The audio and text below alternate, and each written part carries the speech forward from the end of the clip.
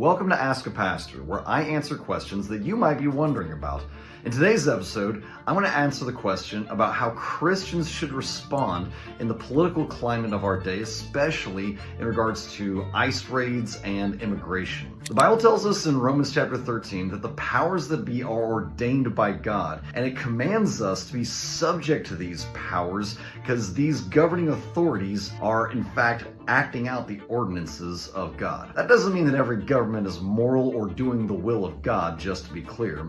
In fact, when Paul wrote Romans 13, they were operating their faith under an oppressive Roman Empire that didn't really care about their faith and would later go on to kill thousands of Christians for just believing in Jesus. But it does mean that as citizens of this nation, we have a responsibility to live in reverence and live in obedience to the governing authorities over us as best as reasonably possible while consistent with our faith.